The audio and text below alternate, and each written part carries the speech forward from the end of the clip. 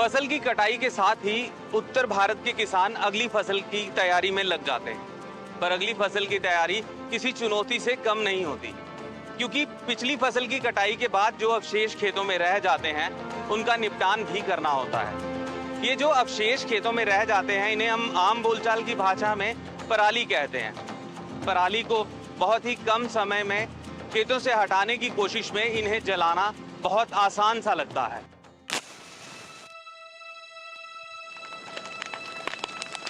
क्या इसे जलाना सही है?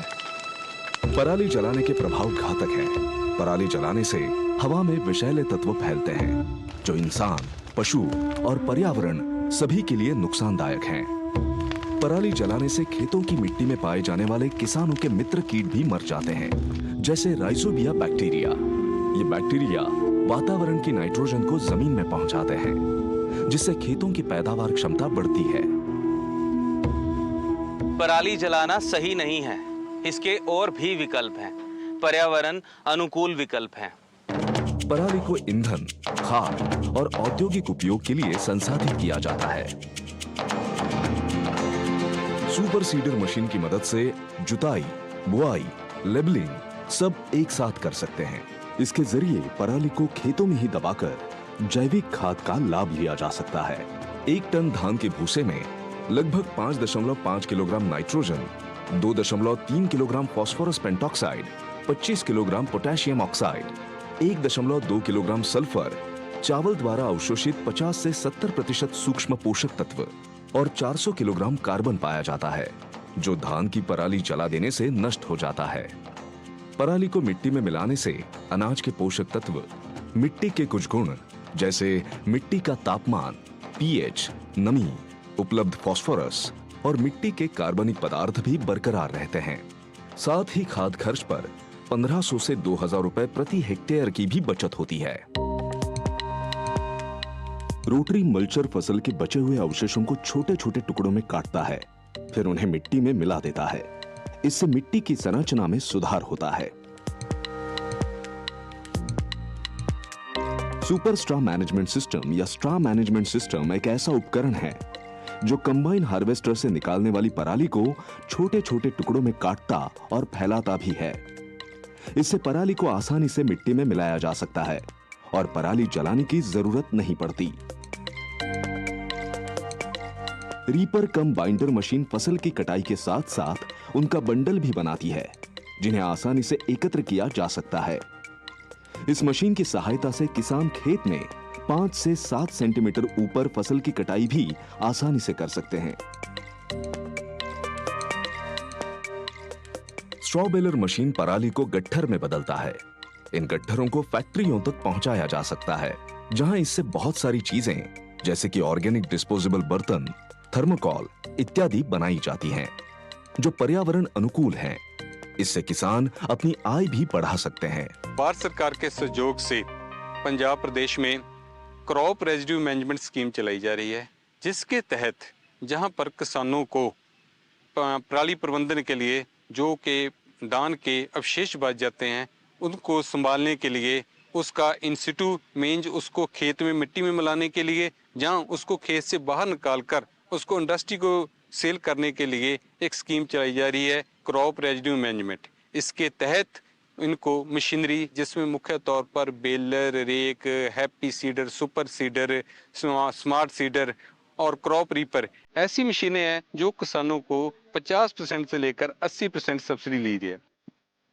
पराली से जैविक खाद बनाना एक कारगर तरीका है। इसे कंपोस्टिंग की प्रक्रिया द्वारा खेतों में ही सड़ाया जा सकता है, जिससे जमीन की उर्वरता बढ़ती है और फसलों को प्राकृतिक पोषण भी मिलता है। पराली से बायोगैस बनाना एक प्रभावी तरीका है। इस प्रक्रिया से न केवल ऊर्जा उत्पन्न होती है, बल्कि ये पराली के सही निपटान का भी समाधान प्रस्तुत करती है। पराली प्रबंधन के बहुत सारे विकल्प हैं और इसमें सरकार भी सहायता कर रही है। अब जरा सोचिए, माचिस या मैकेनिज्म?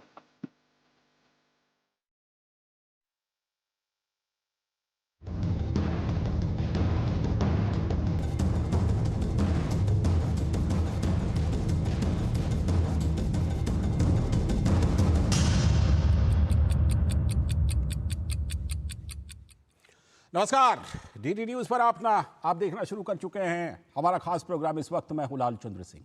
अगले 1 घंटे में हम देखेंगे कुछ ऐसी खबरें जिन पर चर्चा जरूरी है। ये चर्चा करेंगे हम अपने संवाददाताओं और खास मेहमानों के साथ। और आज सबसे पहले बात करेंगे कि महाराष्ट्र में देवेंद्र फडणवीस का मुख्यमंत्री बनना तो लगभग तय माना जा रहा है। तो देवेंद्र फडणवीस के सर पर ताज सजेगा, ये अब लगभग तय है। लेकिन आज दिल्ली में उसको लेकर एक महत्वपूर्ण बैठक है, तो उसमें विभागों को लेकर और शायद उप मुख्यमंत्री को लेकर भी कुछ तय हो सकता है। तो सबसे पहले उसी पर बात करेंगे और उसके बाद आज की खास चर्चा खास मेहमानों के साथ होगी कि क्या विपक्षी दल में कांग्रेस को दरकिनार करने की कोशिश हो रही है क्या? पहले हमने जम्मू कश्मीर में देखा उमर अब्दुल्ला ने क्या किया। आज झारखंड में हेमंत सोरेन अकेले मुख्यमंत्री पद की शपथ ले रहे हैं। महाराष्ट्र में उद्धव ठाकरे कह रहे हैं कि लोकल बॉडी इलेक्शन में अकेले जाएंगे, गठबंधन की जरूरत नहीं है। उत्तर प्रदेश के उपचुनाव में अखिलेश यादव क्या कर चुके हैं कांग्रेस के साथ हम सब जानते हैं। केंद्र के लेवल पर टीएमसी कह रही है कि विपक्षी गठबंधन का नेता राहुल गांधी के बजाय ममता बनर्जी को बनाइए, ये ज्यादा कामयाब हैं। तो ये तमाम चीजों को अगर आप मिला दीजिए तो आपको लगेगा कि क्या कांग्रेस को दरकिनार करने की कोशिश हो रही है। इसी पर खास चर्चा खास मेहमानों के साथ। और इसके बाद बात करेंगे कि दिल्ली से लेकर पंजाब तक जो फ्रीबी की राजनीति है उसकी मार कैसी पड़ रही है। क्योंकि दिल्ली में हाईकोर्ट ने लताड़ लगाई आतिशी सरकार को, आम आदमी पार्टी सरकार को, कि एक तरफ आप पैसे का रोना रो रहे हैं और दूसरी तरफ आयुष्मान भारत योजना लागू नहीं कर रहे दिल्ली के लोगों के लिए। ये क्या है? और भी कई बातें हैं जो हाईकोर्ट ने कही हैं, वो आपको बताएंगे। उधर पंजाब में जो पंजाब रोडवेज है, फ्री बस सेवा के चक्कर में अब वो बिल्कुल खस्ता हाल है, अपने कर्मचारियों को वेतन नहीं दे पा रहा है। इन सभी मुद्दों पर होगी बात, होंगे तमाम सवाल जवाब। लेकिन सबसे पहले इस वक्त की हेडलाइंस। संसद के दोनों सदनों में विपक्ष का आज फिर से हंगामा। शोर शराबे के कारण संसद की कार्यवाही पूरे दिन के लिए स्थगित। संसदीय कार्य मंत्री किरेन रिजिजू ने हंगामे के लिए कांग्रेस को ठहराया जिम्मेदार। कहा सहमति के बाद भी जानबूझकर सदन की कार्यवाही नहीं चलने दे रही है कांग्रेस। वक्फ संशोधन कानून पर संयुक्त संसदीय समिति यानी जेपीसी का कार्यकाल बढ़ाया गया। लोकसभा ने ध्वनि मत से प्रस्ताव किया पारित। महायुति गठबंधन आज कर सकता है महाराष्ट्र के नए मुख्यमंत्री के नाम का ऐलान। अजित पवार, एकनाथ शिंदे और देवेंद्र फडणवीस से भाजपा का केंद्रीय नेतृत्व करेगा। दिल्ली में विस्तृत चर्चा। झारखंड में हेमंत सोरेन आज लेने वाले हैं अकेले ही मुख्यमंत्री पद की शपथ। तो उधर महाराष्ट्र में भी उद्धव सेना का अकेले ही स्थानीय निकाय चुनावों में जाने का विचार। तो क्या सहयोगी दल कांग्रेस को कर रहे हैं दरकिनार? दिल्ली हाईकोर्ट की आम आदमी पार्टी सरकार को फटकार। पूछा पैसे नहीं है तो क्यों नहीं लागू किया आयुष्मान भारत योजना। उधर पंजाब में फ्रीबी से पंजाब रोडवेज का भी बुरा हाल।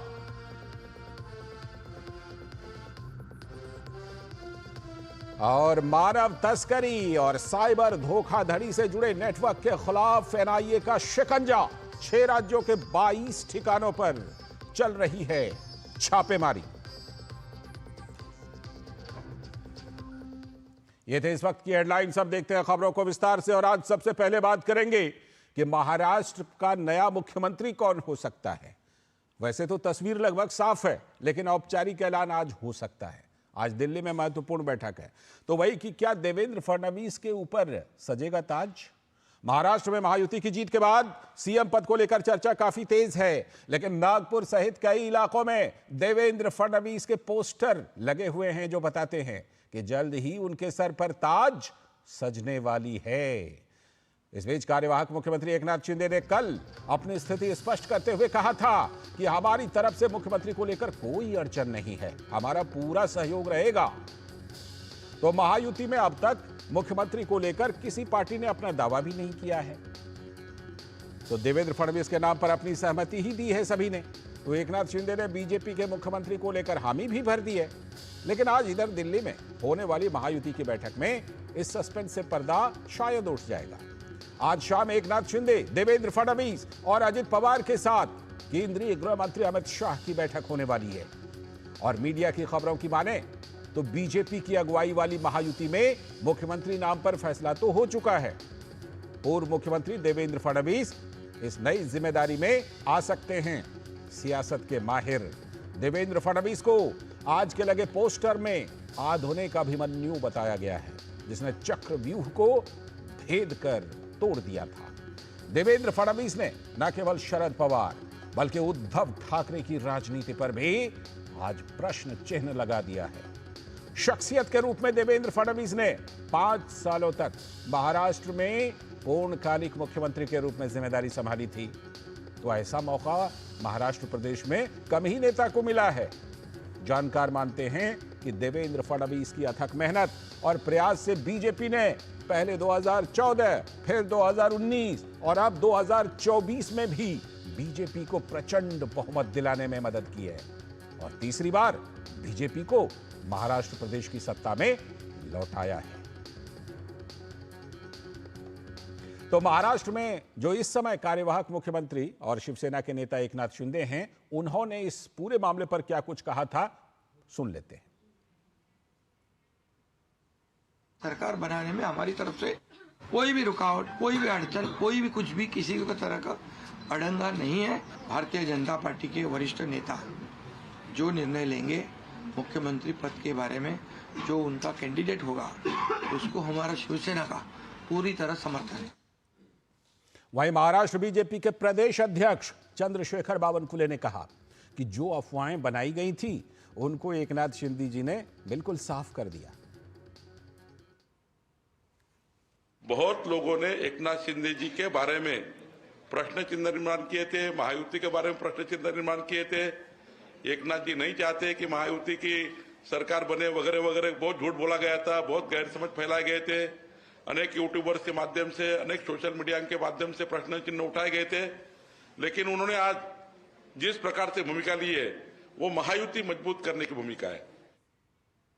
तो क्या कुछ चल रहा है मुंबई में और आज दिल्ली में क्या कुछ होने वाला है, इस पर बात करने के लिए जुड़ रही हैं हमारी संवाददाता श्यामा मिश्रा, मुंबई से हमारे साथ जुड़ चुकी हैं। श्यामा, एकनाथ शिंदे ने तो बिल्कुल तस्वीर साफ कर दी, लेकिन कुछ तस्वीरें अभी धुंधली हैं, जिसको लेकर ये चर्चा है कि क्या एकनाथ शिंदे भी सरकार में रहेंगे, क्या उप मुख्यमंत्री पद वो संभालेंगे, और क्या पहले की तरह 2 उप मुख्यमंत्री भी होंगे क्या, और क्या विभागों को लेकर भी कोई बातचीत हो रही है क्या? मुंबई से क्या खबर है? देखिए लालचंद्र जी, जैसे ये सवाल है कौन बनेगा करोड़पति, वैसे ही मुंबई में महाराष्ट्र में एक बड़ा सवाल है कौन बनेगा मुख्यमंत्री। और इसी पेच को आज छुड़ाने के लिए दिल्ली में ये मीटिंग होने जा रही है और हम उम्मीद कर रहे हैं कि मीटिंग के तुरंत बाद आज ही ये अनाउंस हो जाए। ये एक जो मिस्ट्री है, ये एक जो बड़ा प्रश्न चिन्ह है, उस पे छूट जाए कि कौन होगा महाराष्ट्र का नया मुख्यमंत्री। जिस तरीके से आपने पूछा कि क्या एकनाथ शिंदे उप मुख्यमंत्री बनेंगे, इसके ऊपर बहुत बड़ा एक प्रश्न चिन्ह है, क्योंकि वो अभी मुख्यमंत्री रहे हैं 2.5 साल के कार्यकाल के लिए, और वो तुरंत उप मुख्यमंत्री बन जाए तो ये थोड़ा सा एक तरीके से अमान्य होगा। और यही चर्चा चल रही है कि कहीं ना कहीं उन्हें कैबिनेट रैंक का एक डिसीजन लेकर उन्हें एक पद दे दिया जा सकता है, कोऑर्डिनेटर का, नेशनल कोऑर्डिनेटर का, इसी तरीके से कोई पद दिया जा सकता है। इसके अलावा उप मुख्यमंत्री, 2 उप मुख्यमंत्री तो महाराष्ट्र में होंगे, इसकी चर्चा काफ़ी ज़्यादा है महाराष्ट्र में कि सेम पैटर्न, जिस तरीके से पिछला पैटर्न था कि 1 मुख्यमंत्री और 2 उप मुख्यमंत्री, भी इसी बार वैसा ही होगा। और मुख्यमंत्री तो हम सभी जानते हैं कि जिस पार्टी ने सबसे ज़्यादा अपने नंबर सिक्योर किए हैं, जब से सबसे ज़्यादा सीट सिक्योर किए हैं, जो बीजेपी है, उनका होगा। आपकी मैं ये रिपोर्ट भी सुन रही थी जहां पर देवेंद्र फडणवीस के नाम पर काफ़ी ज़्यादा चारों ओर से चर्चाएं चल रही हैं, लेकिन बीजेपी की या महाराष्ट्र पॉलिटिक्स की अगर माने तो जिस तरीके से लोग जो चर्चा करते हैं या जो कहते हैं कि ये होगा, उसका बिल्कुल विपरीत हो जाता है। तो हमें ज़रूर इंतजार करना होगा कि क्या नाम आता है, किस नाम पे मोहर लगती है। हालांकि देवेंद्र फडणवीस ने बहुत ज़्यादा मेहनत की है इस पर्टिकुलर इलेक्शन में, और लोकसभा की माने तो बिल्कुल ही उन्होंने पूरा उल्टा करके रख दिया इसको, और बीजेपी को ठीक है, मैं लौटता हूं आपके पास। गए हैं और अब जी, मैं श्यामा आपके पास लौटता हूं। हमारे साथ स्टूडियो में हमारे सलाहकार संपादक विनोद मिश्र जी भी इस पर चर्चा करने के लिए जुड़ चुके हैं। विनोद जी, आज तो दिल्ली में बैठक होने वाली है। आज मान लें कि आज तस्वीर साफ हो जाएगी और जो श्यामा कह रही थी कि ये तो कौन बनेगा करोड़पति टाइप का सवाल है कि कौन बनेंगे मुख्यमंत्री, तो आज इस सवाल का जवाब मिल जाएगा क्या कि कौन मुख्यमंत्री होंगे, कितने उप मुख्यमंत्री होंगे, एकनाथ शिंदे उप मुख्यमंत्री होंगे कि नहीं, विभाग किनको क्या मिलेगा?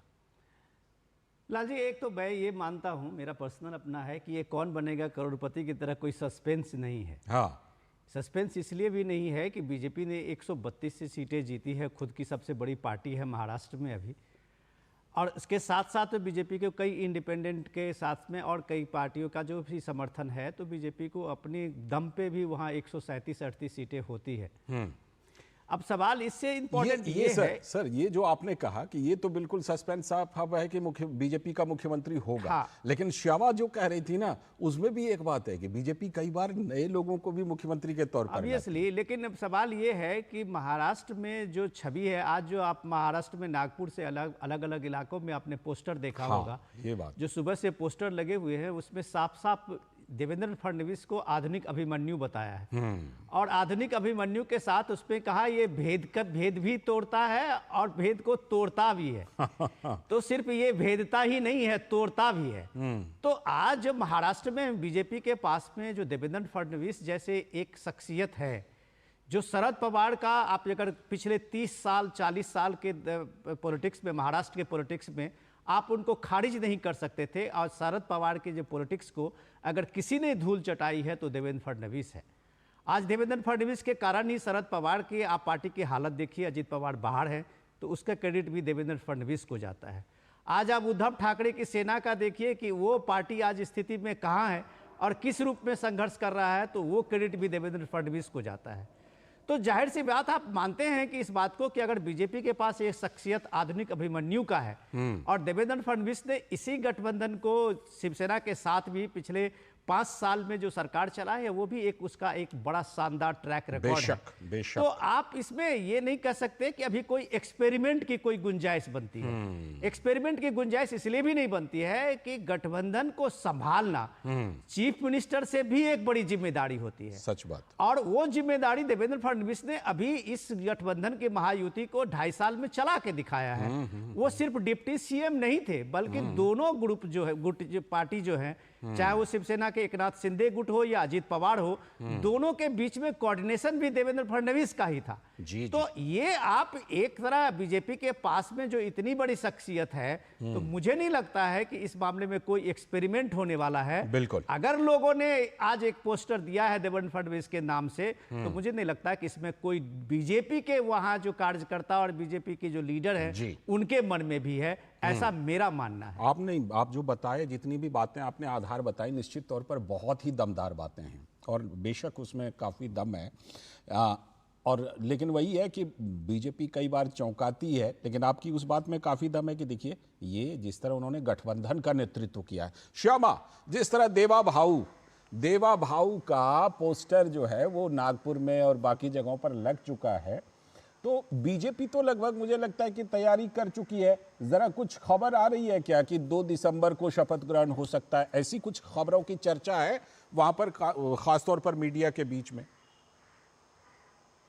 बिल्कुल, चर्चा तो यही है कि अगले 2 से 3 दिन में शपथ विधि का समारोह कर दिया जाएगा, क्योंकि अब आज 5वां दिन हो चुका है रिजल्ट आके, और आज तक ये डिसाइड नहीं हो पाया है कि मुख्यमंत्री कौन होगा, कितने कैबिनेट मिनिस्टर्स होंगे, कितने नेता बनेंगे, कितने मिनिस्टर्स बनेंगे।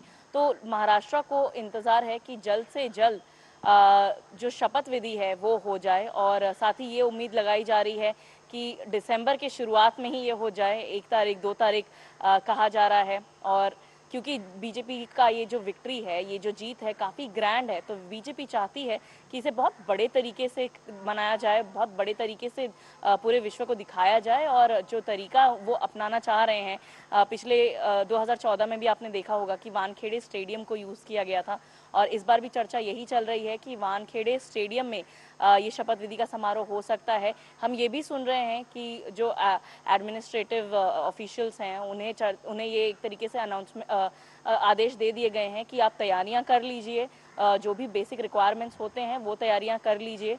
तो ये तो साफ है कि बहुत भव्य तरीके से होने वाली है शपथ विधि।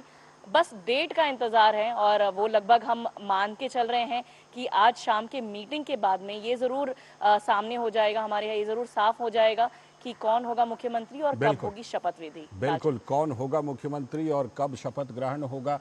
लेकिन विनोद जी, ये बिल्कुल साफ है कि जिस तरह से कि देवेंद्र फडणवीस ने अगुवाई की और जो आपने बातें रखी कि बात सिर्फ मुख्यमंत्री पद की नहीं है, बात यह है कि जो महायुति गठबंधन के नेता के तौर पर देवेंद्र फडणवीस ने जिस तरह से अपने आप को स्थापित किया है, ये और ज़्यादा उनकी दावेदारी को मजबूत कर रहा है। और जो एक चर्चा थी एकनाथ शिंदे को लेकर के, कल आप अगर उनके पीसी को सुनिए वो आपको लगेगा कि बहुत ही मैच्योर्ड नेता के तौर पर एकनाथ शिंदे ने अपनी बात रखी कि हम कहीं बाधा नहीं, हम तो पूरा सहयोग करेंगे। लालजी, एकनाथ शिंदे एक मजबूत शख्सियत है और मजबूत शख्सियत के साथ में आप देखिए कि असली सेना और नकली सेना के बीच का जो लोकसभा के इलेक्शन से अब तक जो लड़ाई छिड़ी हुई थी, एकनाथ शिंदे ने साबित किया है इस इलेक्शन में जी कि अब बाला साहब ठाकरे का अगर विचारों का अगर कोई उत्तराधिकारी है तो वो एकनाथ शिंदे है। इस बात को जनता ने उनको एक समर्थन दिया है। बिल्कुल, तो आप उनको और हम कोई भी लोग उसको खारिज नहीं कर सकते। लेकिन सबसे इंपॉर्टेंट चीज ये है कि ये पार्टी बीजेपी कभी थकती रुकती वाली पार्टी नहीं है। उसके सामने में लक्ष्य जो है अभी और एक बड़ा है। अभी 2024 के बाद वहां 25 में वहां बीएमसी जैसे कई महानगर पालिकाओं का इलेक्शन होना है। अब वो इलेक्शन जो है वो भी एक बीजेपी और शिवसेना के लिए चुनौती है। अब इस चुनौती को भी एक मिट आउट करने के लिए आप ये देखिए कि ये कोऑर्डिनेशन का एक बड़ा काम है कि बीएमसी में शिवसेना के उद्धव ठाकरे के बदले में आज अगर एकनाथ शिंदे को वहां स्थापित किया जाता है या उनकी पार्टी एक बड़ी पार्टी बनती है या बीजेपी उसमें एक बड़ी पार्टी बनती है, तो इसके लिए महायुति को साथ चलना होगा। और कई ऐसे महानगर पालिका के चुनाव होने हैं अगले साल, तो वो साथ साथ एक चैलेंज है इनके लिए। तो सबसे बड़ी सवाल बात जो आपने कही कि महायुति के कल जो एकनाथ शिंदे का प्रेस कॉन्फ्रेंस का था, उन्होंने लगभग हर शंकाओं से जो ये लगाया गया था सोशल मीडिया पे, उसको एक तरह से झूठा साबित किया। उन्होंने कहा कि भाई महायुति एक है और महायुति में कोई कंफ्यूजन नहीं है किसी बात को लेके। ये बात भी सच है क्योंकि महायुति का एकता ही उनके सबल का आधार है, उनका एग्जिस्टेंस है। तो देवेंद्र फडणवीस के लिए मुझे नहीं लगता कि महायुति में किसी भी पार्टी, चाहे अजीत पवार हो या एकनाथ शिंदे हो, किसी के मन में कोई सवाल होगा। हाँ, मंत्रिमंडल को लेके सबकी पार्टी की अपनी अपनी एक इच्छा होती है और अब जो मीटिंग होनी है शाम में, मुझे लगता है कि मंत्रिमंडल और मंत्रिमंडल के विस्तार पे उस पे ज्यादा फोकस होगा और वही चर्चा का एक मूल केंद्र होगा, मुझे ऐसा लगता है। बिल्कुल, आपने कहा बीजेपी कभी रुकती नहीं, मुझे लगता है महायुति भी शायद रुकने के मूड में नहीं है और अब वो चाहती है कि उद्धव ठाकरे को बीएमसी से भी किसी तरह से आउट करें। बहुत बहुत शुक्रिया श्यामा जुड़ने के लिए मुंबई से। और विनोद जी, आप हमारे साथ बने रहिएगा क्योंकि आज हम खास चर्चा करने वाले हैं और वो खास चर्चा है कि क्या महाराष्ट्र से लेकर झारखंड तक और केंद्र तक भी कांग्रेस को उसके सहयोगी दरकिनार करने की कोशिश कर रहे हैं क्या? इस पर करेंगे खास चर्चा। अभी वक्त है एक ब्रेक का।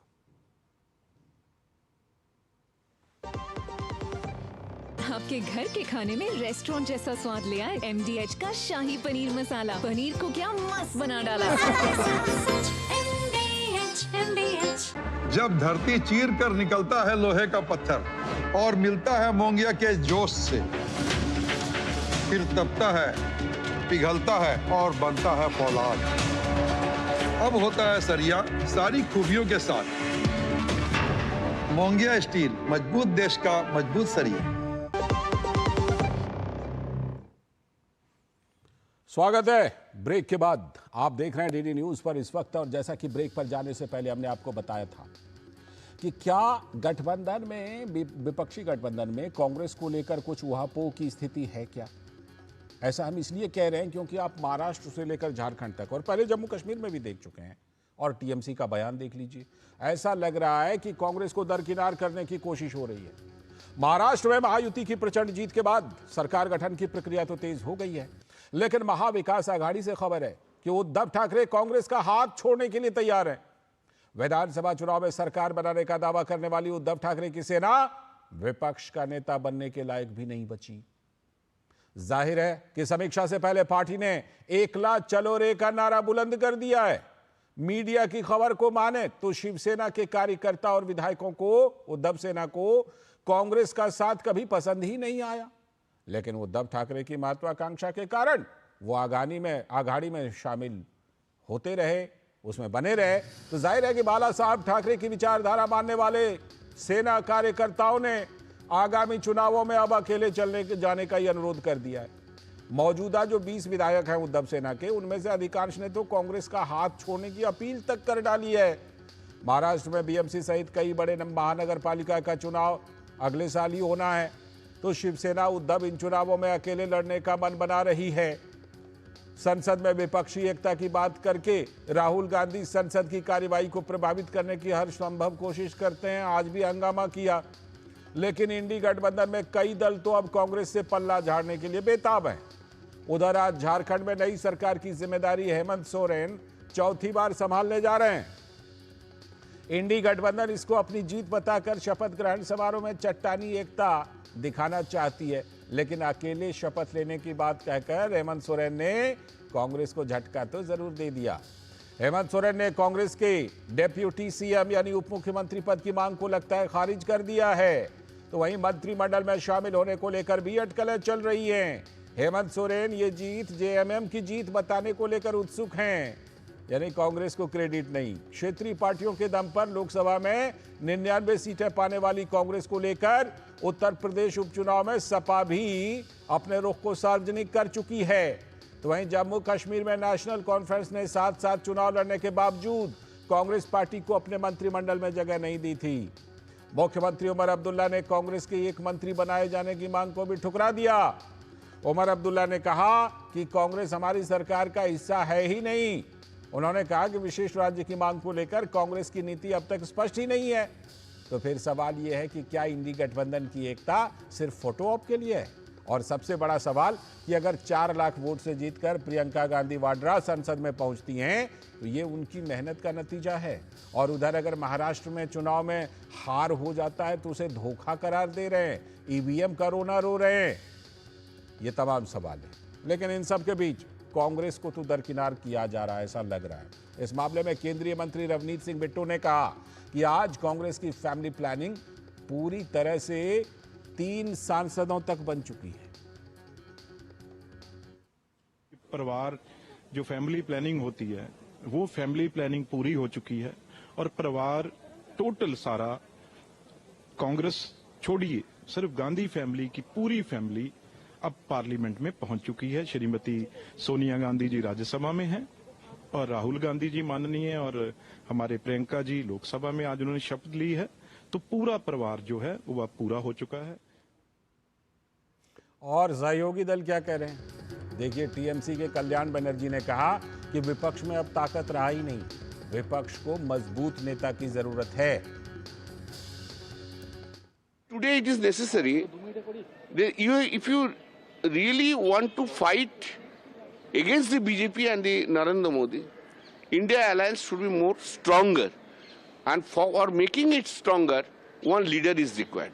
Now, who can be the leader? That's the core question. Congress has made experience. Congress has done it. All experiments have been made, but they have failed. तो ये आपने तमाम बातें सुनी। भारतीय जनता पार्टी तो हमला बोलेगी, उसको तो मौका मिला है, लेकिन सहयोगी दल कांग्रेस पर हमला बोल रहे हैं, दरकिनार करने की कोशिश कर रहे हैं। जो हमला नहीं भी बोल रहे हैं ना, वो बिल्कुल चुपके दरकिनार कर रहे हैं। इसी पर आज चर्चा करने के लिए हमारे साथ जुड़ रहा है खास पैनल। हमारे साथ जुड़ चुके हैं डॉक्टर कौशल कांत मिश्रा जी, जो भारतीय जनता पार्टी के प्रवक्ता हैं। बहुत बहुत स्वागत कौशल कांत जी, नमस्ते। और साथ में दुष्यंत नागर जी, जो राजनीतिक विश्लेषक हैं, कांग्रेस के समर्थन में भी बड़ी मजबूती से बात रखते हैं। नमस्कार, बहुत बहुत स्वागत दुष्यंत नागर जी आपका भी। और हमारे सलाहकार संपादक विनोद मिश्र जी तो हमारे साथ हैं ही जुड़े हुए, उन्हीं के जरिए जरा चर्चा को विस्तार देता हूं। विनोद जी, हो क्या रहा है ये कांग्रेस के लिए? सब कुछ लगता है 4 महीने में बिल्कुल पलट गया हो। एक जो कहावत कही जाती थी कि लंका में जब आग लगी थी तो चारों तरफ से हवा चलनी शुरू हो गई थी, उसी तरह से जम्मू कश्मीर, महाराष्ट्र, झारखंड, उत्तर प्रदेश, टीएमसी सब मिल करके कांग्रेस को दरकिनार करने पर लगे हुए हैं क्या? लालचंद जी, हमने लोगों ने कई बार सुना होगा कि प्राइम मिनिस्टर मोदी ने कई बार अपने भाषण में, संसद के अंदर भी और रैलियों में भी ये कह चुके हैं जी कि ये कांग्रेस पार्टी रीजनल पार्टियों पे एक तरह से बोझ बन गई, परजीवी पार्टी। तो यही वर्ड था उनका। तो उन्होंने कहा कि रीजनल पार्टी पे कांग्रेस पार्टी एक तरह से बोझ बन गई है, और जहां जहां रीजनल पार्टी के सहयोग से जो कुछ सीटें जीती है तो उस सीट को जीत को अपने लिए एक बड़ी कामयाबी मानती है, जबकि ऐसा है नहीं। तो अब मुझे लगता है कि ये बात अब रीजनल पार्टी के जो क्षेत्रीय छत्रप हैं उनको लगता है कि उनके दिल में भी ये चीज बैठा है जी, कि जैसे आपने देखा कि यूपी में इंडिया गठबंधन की एक बड़ी जीत हुई थी तो कांग्रेस पार्टी ने दिल्ली में उसको राहुल गांधी की एक बड़ी कामयाबी माना था और कहा था कि राहुल गांधी की एक बड़ी लोकप्रियता ने इतना कमाल किया है। महाराष्ट्र में भी कहा कि ये कमाल किया है। लेकिन उपचुनाव आते आते अखिलेश ने अपने उस अलायंस पार्टनर को एक सीट देने के लिए भी तैयार नहीं हुए। सपा ने सारे सीटों पर अपने उम्मीदवार उतारे थे। बिल्कुल। महाराष्ट्र का जो ये चुनाव है ये एक टर्निंग पॉइंट है इंडिया गठबंधन के लिए, कि महाराष्ट्र के चुनाव में ये बात अब साबित हो चुकी है कि उद्धव ठाकरे को लगा कि इलेक्शन जीतना लोकसभा में एक तुक्का था। उस तुक्के में तो वो जीत लिए, 31 तो इंडिया गठबंधन की महाविकास आघाड़ी को सीटें मिल गई, लेकिन उस तुक्के को कायम रखना, ये उनको लगा कि ये पार्टी का जो बेस खत्म हो गया है, पार्टी की विचारधारा को खत्म करने का जनता ने एक तरह से सजा दी है। और जनता ने जो सजा दी है, ये बात आप देखें कि बीजेपी बार बार आरोप लगा रही थी कि बाला साहब ठाकरे की इस पार्टी को हो क्या गया। बार बार ये आरोप लगा रही थी कि वीर सावरकर को गाली देने वाले राहुल गांधी के लिए उद्धव ठाकरे के मन में किस तरह का भाव है। तो जनता ने भी ये सवाल पूछना शुरू कर दिया। और आज अगर ये काम जो शिवसेना उद्धव के जो एमएलए जो जीत के आए हैं और अगर वो मांग कर रहे हैं कि भैया कांग्रेस से पाला छुड़ाओ, तब भी आप आने वाला जितना कमिंग ये इलेक्शंस हैं अपकमिंग लोकल बॉडीज के, आप उसमें अपनी जगह बना सकते हैं। बाकी शिवसेना के रूप में अब एकनाथ शिंदे को ही लोग जानेंगे, उद्धव सेना को अब मानने के लिए तैयार नहीं है। बिल्कुल, ये तो लग रहा है। और ये एकनाथ शिंदे ने उधर स्थापित भी कर दिया है। स्थापित तो राहुल गांधी ने भी 4 महीने पहले किया ही था अपने आप को, कह रहा था। क्यों? दुष्यंत नागर जी, राहुल गांधी जी कह रहे थे कि प्रधानमंत्री जी के कंधे को हमने झुका दिया। ठीक है, अब जिस तरह से ये खबरें आ रही हैं दुष्यंत नागर जी, ये तमाम पहले जम्मू कश्मीर से खबर आई, फिर महाराष्ट्र से आ रही हैं, झारखंड से आ रही हैं, टीएमसी अलग ताल ठोक रही है। इससे तो यही लगता है कि कांग्रेस के ऊपर संकट है और उसके सहयोगी दल ही उसको मिलकर के दरकिनार कर रहे हैं। क्या आपको ऐसा लगता है क्या? और कहीं ऐसा तो नहीं कि जिस तरह टीएमसी ने दावा कर दिया है कि अब नेतृत्व बदलो विपक्ष का, तो राहुल गांधी जी के नेतृत्व पर ही खतरा है क्या? देखिए, पहला तो टीएमसी ने ये नहीं कहा कि नेतृत्व बदलो। हाँ, टीएमसी ने ये कहा है कि नेतृत्व लाओ, नेतृत्व विहीन चुनाव मत लड़ो। अच्छा। और मैं समझता हूं उन्होंने ठीक कहा है। महाराष्ट्र में जो चुनाव था उसमें चीफ मिनिस्टर फेस नहीं था। लोकसभा का जो इंडिया अलायंस ने चुनाव लड़ा उसमें प्राइम मिनिस्टरियल फेस नहीं था। ये दोनों इंडिया अलायंस की बिल्कुल मैं मानता हूं गलत साबित हुई बिना फेस के जाना। उनको हर राज्य में और लोकसभा के लिए अपना चेहरा देना होगा। देश की जनता ऐसा चाहती है। अब बात आ जाती है विनोद जी का विश्लेषण, परजीवी पार्टी जो उन्होंने प्रधानमंत्री को यूज करके किया। विनोद जी, परजीवी पार्टी तो भारतीय जनता पार्टी है जिसने सत्ता के लिए शिंदे जी के साथ समझौता किया, जिन्होंने अजीत पवार साहब के साथ समझौता किया, जिन्होंने छोटी पार्टियों को मुख्यमंत्री का पद दे दिया सत्ता में बने रहने के लिए। आप देखिए, भारतीय जनता पार्टी की सीटें बिहार में भी अधिक है, लेकिन चूंकि सत्ता में रहना है इसलिए उन्होंने स्वीकार कर लिया जेडीयू के साथ गठबंधन। तो कांग्रेस पार्टी का आप एक मुझे उदाहरण नहीं बता सकते कि जहां कांग्रेस पार्टी ने सत्ता के लिए किसी राज्य में या कभी केंद्र में कोई ऐसी अनएथिकल गलत प्रैक्टिस की हो। कांग्रेस पार्टी ने क्यों? शिवसेना से गठबंधन, उद्धव सेना से गठबंधन कैसा था? इंद्र कुमार गुजराल जी को प्रधानमंत्री बनाया। उद्धव सेना से गठबंधन कैसा था सर? उद्धव सेना, बाला साहब ठाकरे की उद्धव सेना की बात कर रहा हूं मैं सर। उद्धव ठाकरे जी को बाला साहेब ठाकरे जी ने अपना उत्तराधिकारी घोषित किया था। मैं वही कह रहा हूं कि कांग्रेस ने कैसे शिवसेना से गठबंधन कर लिया। ये मिश्रा जी जानते हैं कि ओरिजिनल शिवसेना उद्धव ठाकरे जी की है, इनकी तो जुगाड़ की शिवसेना है।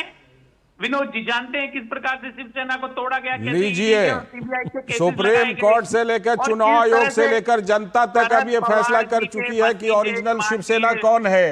अजीत पवार जी के लिए किस तरह से कहते थे चिक्की पीसिंग, चक्की पीसिंग, और बाद में उनको मुख्यमंत्री उप मुख्यमंत्री पद देंगे, उप मुख्यमंत्री बनाएंगे। तो ये सारी चीजें, ये सारे कारनामे तो भारतीय जनता पार्टी करती है। अच्छा। और आज देखिए किस प्रकार से शिंदे जी को यूज किया, उनके नाम पे बहुमत लिया, और अब कौशल कांत मिश्रा शिंदे जी को क्या कर, शिंदे आपने अभी बात कही ना कि महाराष्ट्र में महाविकास आघाड़ी ने सीएम फेस नहीं दिया था, उसी तरह तो महायुति ने भी फेस नहीं दिया था। महायुति ने भी तो अपना सीएम चेहरा नहीं दिया था। बिल्कुल चेहरा था। शिंदे कौन के था? कामकाज पे पार्टी चुनाव लड़ी। भारतीय जनता पार्टी का गठबंधन शिंदे जी के कामकाज पे चुनाव लड़ा। हाँ। और आज शिंदे जी को बेचारे को कहीं का नहीं छोड़ा। ये करते हैं ठीक है। कौशल कांत मिश्रा जी जवाब दीजिए। है मेरा कौशल कांत मिश्रा जी, मत करिए, मित्रों के प्रति वफादार रहिए। कौशल कांत मिश्रा जी जवाब दीजिए। कह रहे हैं कि भाई देखिए, हमें जो आप कह रहे हैं परजीवी पार्टी, तो आप भी तो दूसरों के साथ सहयोग लेते हैं, और सहयोग लेकर के उन्होंने कहा कि एकनाथ शिंदे वाली हालत कर देते हैं आप। लालचंद जी, पहले तो कांग्रेस को और कांग्रेस के प्रवक्ता को परजीवी और सहजीवी का फर्क समझना पड़ेगा। अच्छा, ये भी बात है। कोई भी गठबंधन सहजीविता पे चलता है। सहजीविता का ये होता है कि आप मेरे कंधे पे बढ़ो, रखो पैर और खड़े होकर ऊंचा करो और पार्टी को आगे ले जाओ। एनडीए गठबंधन में जो छोटे दल होते हैं, उनके नेताओं को, उनके लोगों से, चाहे भारतीय जनता पार्टी की सीट ज्यादा हो तब भी और कम हो तब भी, सहजीविता में वो छोटे भाई को अपने कंधे पे बिठा करके बड़ा भाई बनाते हैं और चीफ मिनिस्टर बनाते हैं। हम सब ने एग्जाम्पल देखे हैं। इसे कहते हैं सहजीविता। जब सहजीविता होती है तो दोनों ग्रो करते हैं और दोनों सक्सेसफुल होते हैं। कौशल जी, एक सवाल मेरे मन में है। कौशल जी, एक सवाल मेरे मन में आ गया है। अगर यही सहजीविता आप उद्धव ठाकरे जी के साथ दिखा देते तो ये सब चीजें महाराष्ट्र में नहीं होती जो आज हो रही है। बिल्कुल लालचंद जी, समझिए, सहजीविता में दोनों में एक एसोसिएशन होता है। दोनों में पहले से ही डिसाइड होता है कि कौन क्या करेगा। दोनों अपनी बात पे रहते हैं और दोनों अपनी बात को आगे बढ़ाते हैं। ठीक है। जो मेरा काम है मैं कर।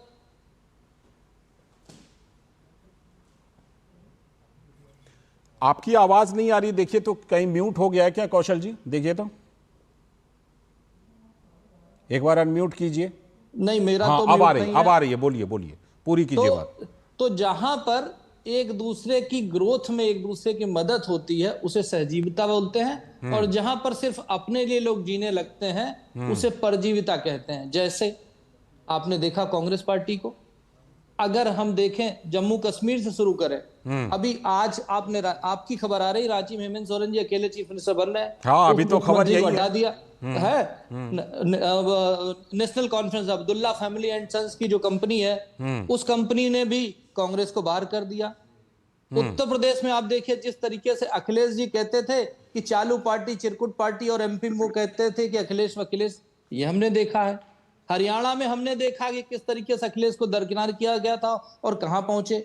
पंजाब में अगर हम देखते हैं, पंजाब में आम आदमी के साथ लड़ाई लड़ते हैं और इंडी गठबंधन में साथ रहते हैं। दिल्ली में आम आदमी के साथ लड़ाई लड़ते हैं और गठबंधन में साथ रहते हैं। तो ये जो फर्क है ना, और एक बेसिक फर्क और है छोटा सा, जो ये अभी मेरे मित्र कह रहे थे कि बाला साहब ठाकरे ने उद्धव ठाकरे को अपना उत्तराधिकारी बनाया। जी। ये मोनार्की उत्तराधिकारी वाली जो प्रथा वाले ना, यही लोग हैं असली पीडीए, परिवार डेवलपमेंट अलायंस। अच्छा, जितने भी लोग हैं गठबंधन में, अपोजिट साइड में, सब परिवार डेवलपमेंट अलायंस मैं लौटता हूं आपके पास, अपने फायदे के लिए बात करने की मैं लौटता हूं आपके पास। विनोद जी, कोई सहजीवी नहीं है, सब परजीवी। ठीक है विनोद जी, मैं खास तौर पर जो दुष्यंत नागर जी ने एक अपने हिसाब से मतलब बताया कि कल्याण बनर्जी का कहने का मतलब ये था कि हमें मुख्यमंत्री का चेहरा देना चाहिए था। क्या यही मतलब था कल्याण बनर्जी का कहने का मतलब जब उन्होंने विपक्ष के नेतृत्व पर सवाल उठाया? बताइए विनोद जी। लालजी अपने नागर साहब बहुत पुराने पॉलिटिशियन, मुझे भी लगता है कि उन्होंने घुमाया है मामले को और वो जानते हैं उस चीज को। आज के नहीं है, हाँ। कम से कम 25-30 साल से तो मैं भी उनको जानता हूँ। बिल्कुल। अब वो जो भी मतलब निकाले कल्याण बनर्जी का, कल्याण बनर्जी ने साफ साफ कहा है कि तुमसे नहीं होगा। ये लाइन आप तरह समझने में थोड़ी सी देर लगेगी इनको, नागर साहब को। उसने कहा भैया तुमसे नहीं होगा। उसने कहा ये बीजेपी और पीएम मोदी का चैलेंज जो है वो तुमसे, वो इंडिया गठबंधन अपना टाइम खराब कर रहा है जी। और इसका उदाहरण मैं दूसरा आपको देता हूं कि पार्लियामेंट में अभी जो डिसरप्शन है और कांग्रेस पार्टी जो अडानी के मुद्दे को लेकर लगातार, आज भी सिर्फ प्रियंका गांधी जब तक ओथली थी तभी तक वो पार्लियामेंट लोकसभा चला और उसके बाद फिर कांग्रेस का शुरू हो गया। तो सीधे टीएमसी ने आके ये मना कर दिया है कि भाई एक मुद्दे को लेके आप पार्लियामेंट को इस तरह से हाईजैक नहीं कर सकते। अभी आपने जो मल्लिकार्जुन खड़गे ने 3 दिन से लगातार अपोजिशन के लीडर के लोगों को जो मीटिंग कर रहे हैं उसमें टीएमसी कभी नहीं गई। कितना आप दीवार पे लिखा हुई चीज पढ़िएगा। उसने कहा है सीधा टीएमसी ने कि ये ममता बनर्जी को लाओ और ये राहुल गांधी को जो ये दिखा रहे हो इंडिया गठबंधन का नेता, उससे काम नहीं चलने वाला। ये चीजें अगर आप समझ लें तो अभी शायद बेहतर होगा। आप उसको अलग तरीके से घुमा रहे हैं। बिल्कुल दुष्यंत नागर जी, वो घुमाने से काम चलेगा नहीं। कल्याण बनर्जी ने सीधे सीधे राहुल गांधी के नेतृत्व पर सवाल उठाया। ये घुमाते मिश्रा जी हैं। देखिए इंडिया अलायंस का जब गठन हुआ था आदरणीय केजरीवाल जी ने और सुश्री जलेबी हरियाणा के साथ निकल गई, अब वो बड़ा पाव पर आ गया महाराष्ट्र में। जलेबी की तरह सीधे सर, इंडिया अलायंस के गठन के बाद में सुश्री ममता जी ने और अरविंद केजरीवाल जी ने कांग्रेस अध्यक्ष खड़गे जी को प्रधानमंत्री के रूप में प्रोजेक्ट करने के लिए कहा था। पर राहुल जी नहीं माने। आप लोगों ने मतलब कांग्रेस ने माना ही नहीं। माना ही नहीं राहुल जी ने। कांग्रेस ने ही नहीं माना, बाकी सहयोगी दलों की तो छोड़ दीजिए। बाकी सहयोगी दल तो तैयार थे। पूरी बात करने दीजिए श्रीमान जी, पूरी बात करने दीजिए। अन्य दल ये सहयोगी दल ये चाहते थे, समाजवादी पार्टी व अन्य बड़ी सभी पार्टियां, कि पहले सांसद चुन के आए उसके बाद प्रधानमंत्री का पद चुने। कांग्रेस पार्टी भारतीय जनता पार्टी की तरह अपने राय और विचार अपने गठबंधन के सहयोगियों पर थोपती नहीं है, जैसे भारतीय जनता पार्टी आज थोप रही है। महाराष्ट्र में चुनाव जीता शिंदे जी के चेहरे पर, लेकिन अब फडणवीस साहब को थोपने का प्रयास किया जा रहा है। ममता बनर्जी की मांग की सराहना कर रहे हैं, तो जब 99 सीट जीत करके आए तो विपक्ष का नेता का पद मल्लिकार्जुन खड़गे जी को क्यों नहीं दिया? इंडिया अलायंस को हर चुनाव में नेता प्रोजेक्ट करके जाना चाहिए। मैं पूछ रहा हूं विपक्ष के नेता का पद मल्लिकार्जुन खड़गे जी को क्यों नहीं मिला? लाल जी, मल्लिकार्जुन खड़गे राज्यसभा में नहीं, राज्यसभा में हैं अभी, प्रतिपक्ष बिल्कुल अभी राज्यसभा में है, ये मैं जानता हूं, प्रतिपक्ष के नेता हैं वो। लेकिन क्या विपक्ष के नेता के पद पर राहुल गांधी जी को ही आसीन करना जरूरी था? आज अगर उनको नहीं आसीन करते तो टीएमसी इस तरह की बातें नहीं करती। चुना गया है श्री राहुल गांधी को नेता प्रतिपक्ष। ठीक है, कौशल जी कुछ कहना चाह रहे हैं। कौशल जी। लालचंद जी, अभी नागर साहब पहले स्पेल में बोले थे कि नेता पहले डिसाइड कर लेना चाहिए तब जाना चाहिए। अभी इन्होंने जब मल्लिकार्जुन खड़गे को चुनाव प्रधानमंत्री पद के उम्मीदवार की घोषणा की थी, उन्होंने कहा नहीं पहले उन्हें जीत के आना चाहिए। तो कांग्रेस वाले इसी तरीके से इसी तरह से फ्लिप फ्लॉप करते हैं। इसीलिए मैंने कहा ये सीधे नहीं, जलेबी और इमरती की तरह सीधे है। गिरते तो सीधे है पर बनते गोल है, ये समस्या है। और आप देखिए सिर्फ यही नहीं, गठबंधन कहीं पर भी है कांग्रेस का फेल हुआ है, वो प्रैक्टिकल गठबंधन था ही नहीं, है ही नहीं।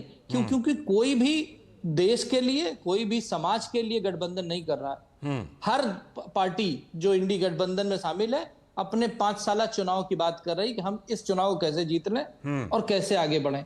यही सबसे बड़ी समस्या है और वो पूरे देश में सामने आई है। चाहे हम वेस्ट बंगाल की बात कर लें, चाहे केरला की बात कर लें, चाहे महाराष्ट्र की बात कर लें, चाहे पंजाब की, मतलब पूरे देश में उनका यही एक परिपाटी नजर आती है कि वो हर जगह पैरासाइट हैं।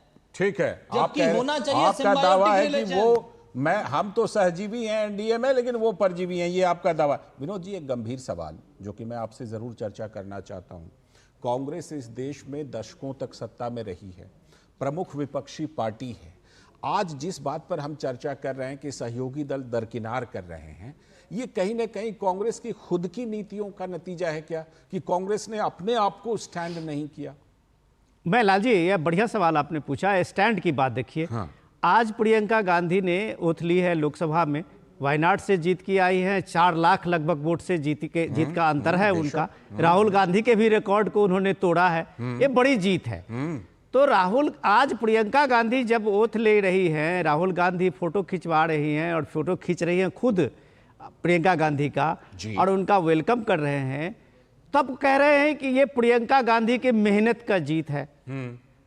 और आप अगर एक जगह उसी ईवीएम को लेके महाराष्ट्र में, हरियाणा में आप उसको ईवीएम का फॉल्ट ढूंढते हैं, उसमें टेक्निकल एरर की बात करते हैं, बैटरी चार्ज की बात करने लगते हैं, तो ये सारी चीजें अपोजिशन के दूसरे पार्टियों को भी ये लगेगा कि आप सीरियस नहीं है।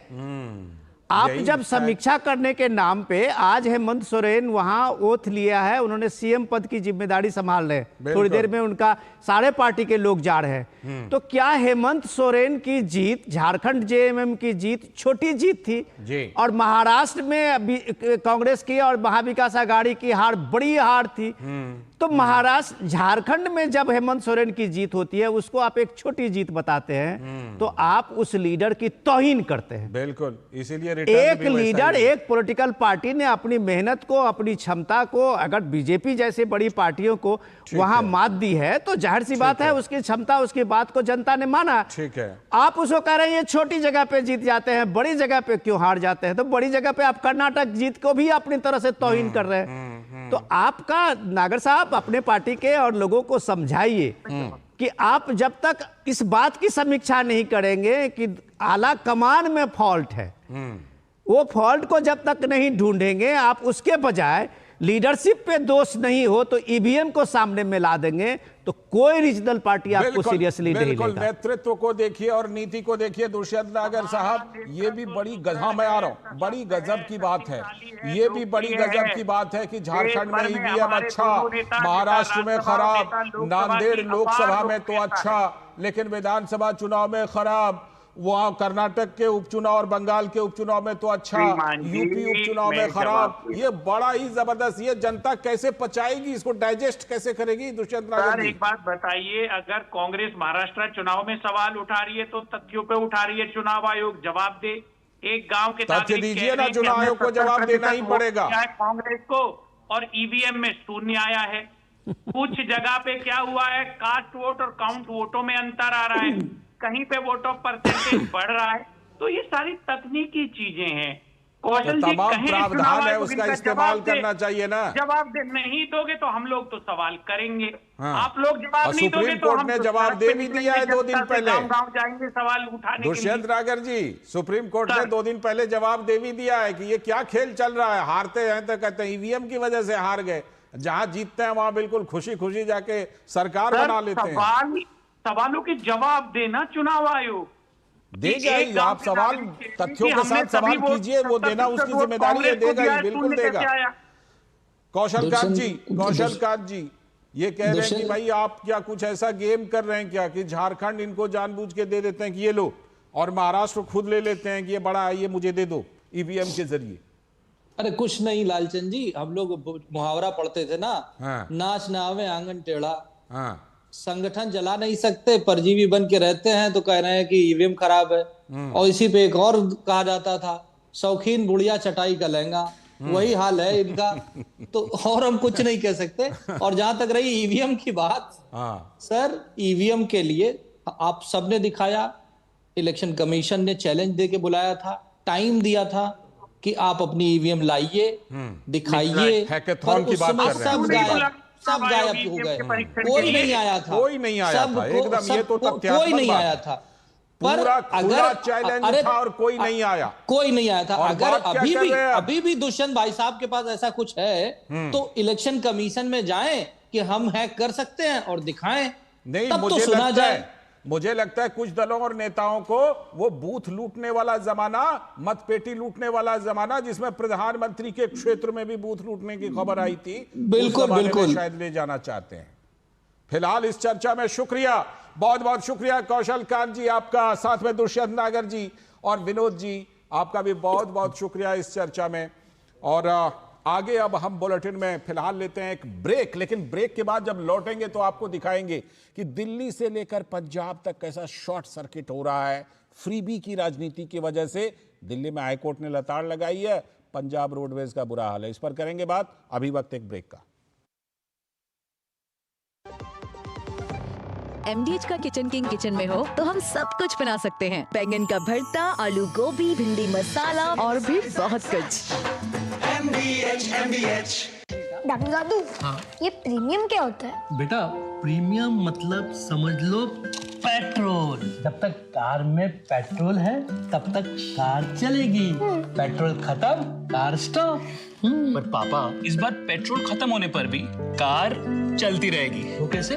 LIC के जीवन लाभ में प्रीमियम पेमेंट हो जाए स्टॉप, पर पॉलिसी के फायदे चलते रहते हैं। मतलब अब लाइफ की गाड़ी चलेगी नॉन स्टॉप। LIC हर पल आपके साथ। मेरी पसंद, मेरी पसंद, मेरी पसंद, मेरी पसंद, हमारी पसंद, हम सबकी पसंद। मजबूत देश का मजबूत सरिया मोंगिया स्टील। स्वागत है ब्रेक के बाद, आप देख रहे हैं डीडी न्यूज पर इस वक्त। और जैसा कि ब्रेक पर जाने से पहले बताया था, अब हम बात करेंगे दिल्ली से लेकर पंजाब तक फ्रीबी ने क्या कबाड़ा किया है। तो दिल्ली से लेकर पंजाब तक फ्रीबी की मार पड़ रही है। दिल्ली के आम आदमी पार्टी की सरकार को दिल्ली हाईकोर्ट ने फटकार लगाई है।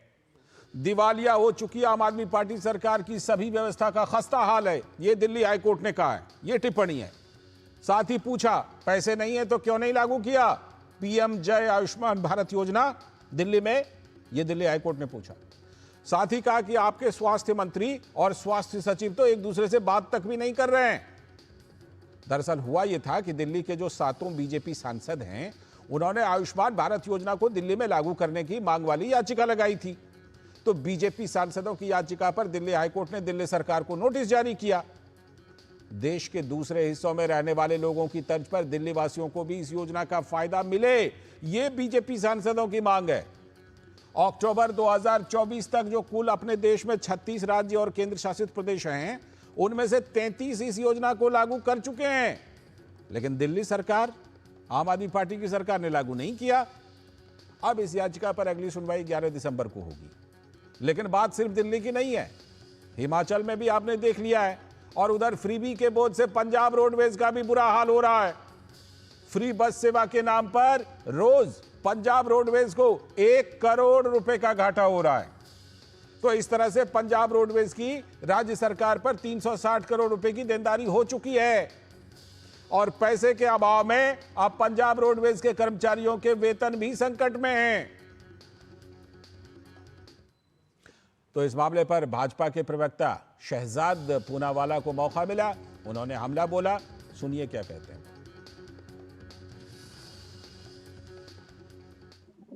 राहुल गांधी जी का खटाखट मॉडल, जी हाँ, खटाखट मॉडल वही है जिसने तेलंगाना, हिमाचल और कर्नाटका को कंगाली की ओर ले चलने का काम किया है। अब पंजाब भी हो चुका है कंगाल। 20 से 50% बेसिक सर्विसेज के दाम बढ़ाए जाने वाले हैं। Marriage certificate, death certificate, birth certificate, licence की फीस, इससे पहले बस फेयर, पेट्रोल, डीजल, इसके दाम बढ़ाए गए। तो ये मॉडल कहा जाता है लूट और झूठ मॉडल। अब जनता भुगत रही है, चाहे वो पंजाब हो, चाहे वो हिमाचल हो, चाहे वो कर्नाटका हो, चाहे वो तेलंगाना हो। जहां जहां भी इंडिया अलायंस सरकार आई, वहां खटाखट मॉडल लाई और खटाखट के चक्कर में बर्बादी, कंगाली और महंगाई साथ में आई। इसी मामले पर बीजेपी की सांसद बांसुरी स्वराज ने क्या कुछ कहा, आइए देखते हैं। आयुष्मान भारत आदरणीय प्रधानमंत्री श्री नरेंद्र मोदी जी द्वारा चलाई गई बहुत ही बढ़िया जन कल्याणकारी योजना है। दिल्ली में आम आदमी पार्टी ने इस योजना को लागू नहीं होने दिया, क्योंकि माननीय केजरीवाल जी द्वेष की राजनीति करते हैं। इसीलिए दिल्ली के 7 सांसद ने जाकर न्यायालय का दरवाजा खटखटाया ताकि ये योजना यहाँ पर भी लागू हो सके। आज इस बात का संज्ञान लेते हुए कि केंद्र सरकार पैसा देने के लिए भी तैयार है, केजरीवाल सरकार को 47 करोड़ रुपीस सालाना देने के लिए तैयार है, उसके बावजूद भी केजरीवाल जी और आम आदमी पार्टी सरकार हट पर हैं कि वो यहाँ पर दिल्ली वासियों को इस योजना से वंचित रखेंगे। इसके लिए दिल्ली हाईकोर्ट ने इस याचिका को स्वीकृत करते हुए नोटिस जारी करा है। तो ये पूरा मामला जो दिल्ली में जिस तरह दिल्ली हाईकोर्ट ने लताड़ लगाई है, क्या कुछ और हाईकोर्ट ने बोला है, इसके बारे में बात करने के लिए हमारे साथ जुड़ चुके हैं हमारे संवाददाता विकास सारथी दिल्ली से इस वक्त हमारे साथ जुड़ चुके हैं। विकास, दिल्ली हाईकोर्ट ने बहुत ही खरी खरी बातें कही हैं। इस बीच खबर तो ये भी आ रही थी कि अब दिल्ली सरकार को खर्चा चलाने के लिए 10,000 करोड़ रुपए चाहिए, जो कि केंद्र से उन्होंने मांगे हैं। तो हाईकोर्ट ने ये बहुत ही तल्ख टिप्पणी की है इस पूरे मामले में। अब आगे क्या होगा? ये जब मामला पहले आया था तब भी हाईकोर्ट ने ये कहा था कि अगर आपके पास इंफ्रास्ट्रक्चर नहीं है, आपके पास सुविधाएं नहीं है, तो आखिर आप ये केंद्र की जो योजना है इसको लागू करने से क्यों हिचक रहे हैं, क्योंकि अंततः इससे लोगों को फायदा होगा। आज भी कोर्ट ने ये कहा कि दिल्ली सरकार के जो स्वास्थ्य सेवाएं हैं, खासतौर से जो दिल्ली सरकार के अस्पताल हैं, उनमें स्वास्थ्य सेवाओं की स्थिति कोई खास अच्छी नहीं है। कुछ जगहों पर ये शिकायतें मिलती हैं। याचिकाकर्ताओं की तरफ से बताया गया कि सीटी स्कैन जैसी एक बहुत ही मौलिक जो सुविधा है, जो लगभग हर जगह आपको उपलब्ध होगी, वो भी कई अस्पतालों में नहीं है। तो अगर इतनी स्थिति खराब है और आपके पास फंड्स नहीं है, उसके बावजूद आप एक केंद्र की ऐसी नीति को लागू क्यों नहीं होने देना चाहते, जिससे खुद दिल्ली सरकार को लगभग 50 करोड़ के आसपास आर्थिक सहायता उसकी मिलेगी। तो ये जो स्वास्थ्य सेवाओं की बदहाली है, उसके बावजूद ये अड़ियल रवैया है। यहाँ पर कहीं ना कहीं कोर्ट को लगता है कि दिल्ली सरकार को एक बेहतर स्पष्टीकरण के साथ सामने आना चाहिए कोर्ट में कि आखिर उनको क्या दिक्कतें आ रही हैं कि अगर ये योजना लागू की जाती है। ये 7 सांसद दिल्ली के जो हैं बीजेपी सांसद, उन्होंने याचिका दायर की है और वो लगातार इस बात को उठाते रहे और पहले वो मांग करते रहे दिल्ली सरकार से पॉलिटिकल फ्रंट पर कि वो आखिर इस योजना को लागू करने में क्यों हिचक रहे हैं। लेकिन अब ये मामला कोर्ट में पहुंच गया और कोर्ट के दखल के बाद लोगों को कहीं ना कहीं एक राहत जरूर मिलेगी अगर किसी अच्छे जवाब के साथ राज्य सरकार वापस नहीं आती है। जी, लेकिन ऐसी भी टिप्पणी की कि आपके तो स्वास्थ्य मंत्री और स्वास्थ्य सचिव आपस में एक दूसरे से बात तक नहीं करते। ये अपने आप में दिल्ली सरकार किस तरह से चल रही है, कैसी सरकार चलाई जा रही है, उस पर हाईकोर्ट ने एक तरह से ये बिल्कुल कड़ी टिप्पणी की है। विकास, बिल्कुल इस तरह की टिप्पणियां हमने लालचंद जी पहले भी देखी हैं, चाहे वो स्कूलों में बुक्स उपलब्ध कराने की बात हो। आपको याद होगा कि कैसे दिल्ली सरकार ने ये कह दिया था कि क्योंकि मुख्यमंत्री इस वक्त जेल में है, शिक्षा मंत्री नहीं है, तो जो एमसीडी स्कूल में बुक्स बटा करती थी वो नहीं बटी थी। उस वक्त भी हाईकोर्ट ने इस तरह की तल्ख टिप्पणी की थी कि फिर सरकार के होने का फायदा क्या है। कुछ ऐसी टिप्पणियां इस बार भी देखने को मिली है जहां पर जो आपस में तालमेल का अभाव सीधे सीधे प्रशासन और जो राजनीतिक लोग हैं जो सरकार चला रहे हैं उनके बीच एक कहीं ना कहीं तालमेल का अभाव दिखता है। इसकी एक वजह यह भी है कि दिल्ली सरकार लगातार ये आरोप लगाती रहती है कि अफसर उनकी बात सुनते नहीं है, क्योंकि उनका कहना है कि एलजी से वो डायरेक्ट इंस्ट्रक्शन लेते हैं। कुल मिलाकर लेकिन अगर ऐसी जो भी दुश्वारियां हैं, जो भी दिक्कतें हैं, वो एक अलग है। लेकिन अगर स्वास्थ्य सेवा किसी योजना की वजह से लोगों को मिलती है, खासतौर से आप ये देखें कि हाल ही में जो एक जो सीनियर सिटीजन का जो पैमाना था, जो उसकी जो परिभाषा थी, उसको भी बढ़ाया गया है उसमें। तो यानी कितने ऐसे लोग हैं जो लाभान्वित सीधे सीधे तौर पर इस योजना से दिल्ली में हो सकते हैं, लेकिन आपसी रस्साकशी की वजह से नहीं हो पा रहे हैं। बिल्कुल, ये सवाल तो थोड़ा और व्यापक तब हो जाता है विकास, जब आप देखिए हिमाचल से जैसी खबरें आती हैं, दिल्ली से खबरें हम लगातार सुनते ही रहते हैं, पंजाब से जैसे खबरें आती हैं कब वहाँ पर रोडवेज संकट में है। हम जानते हैं कि इस पर सुप्रीम कोर्ट ने भी व्यापक विचार किया था कि किस तरह की फ्रीबी के वादे करने चाहिए, लेकिन ये लगता है कि कहीं ना कहीं ये संकट है जिसकी वजह से दिल्ली से लेकर पंजाब तक इस तरह की खबरें आ रही हैं कि जो फ्रीबी है उसके चक्कर में तमाम संस्थाएं बर्बाद हो रही हैं। अब पंजाब रोडवेज की ऐसी खबर है कि वहां पर उनके सामने अपने कर्मचारियों को वेतन देने तक का संकट है। ये इस चीज को लेकर के आपको लगता है कि ये आज की राजनीति की कहीं ना कहीं ऐसी व्यवस्था है जो इस तरह की शॉर्ट सर्किट करा रही है? बिल्कुल, अगर आप इसके मूल में देखेंगे, जो फंड्स की दिक्कतें हैं, खासतौर से जिन राज्यों का नाम आपने लिया, इन 3 राज्यों को, और इनका इस तरह की समस्याएं हुई हैं जो पहले देखी नहीं गई थी। चाहे आप पंजाब रोडवेज की जो बात कर रहे थे कि रोजाना 1 करोड़ का घाटा वहां पे वो दर्ज कर रहे हैं हर दिन, दिल्ली में भी वही स्थिति है। अक्सर ये कहा जाता है दिल्ली सरकार की तरफ से कि हमारे पास फंड्स नहीं है क्योंकि हमारे पास अधिकार नहीं है, टैक्स कलेक्शन हमारा बहुत लिमिटेड है, बहुत सीमित है। हिमाचल की आप बात करें, हिमाचल के संदर्भ में तो एक बहुत ही इस तरह का आदेश आया जो पहले किसी राज्य से जुड़ा हुआ आपने नहीं देखा होगा, जिसमें हाईकोर्ट ने ये कहा कि अगर एक हाइड्रो पावर कंपनी है जिसकी देनदारी हिमाचल सरकार के ऊपर है, अगर वो पैसा नहीं दिया जाता है तो दिल्ली में हिमाचल भवन जो है उसको आप ऑक्शन कर दें, उसको आप अटैच करके नीलाम कर दें। यहाँ तक हाईकोर्ट को दखल देना पड़ा है। तो ये एक गंभीर समस्या है जहां पर आप वादे तो कर देते हैं लोक लुभावन और बहुत सारी फ्री सर्विसेज के, लेकिन उसका सोर्स क्या होगा, आमदनी कहां से आएगी, उस पर विचार नहीं किया जाता। विचार नहीं किया जाता है। खबरें तो कर्नाटक से भी बहुत सारी आती हैं और हम लोग चर्चा करते ही रहते हैं। फिलहाल आपका बहुत बहुत शुक्रिया विकास सारथी जोड़ने के लिए इस खबर पर और चर्चा करने के लिए। तो हमारे संवाददाता विकास सारथी जुड़े थे। और इसी के साथ आज के इस वक्त में इतना ही। हमारी पूरी टीम को दीजिए अनुमति, लेकिन डीडी न्यूज पर खबरों और कार्यक्रमों का सिलसिला लगातार जारी है। नमस्कार।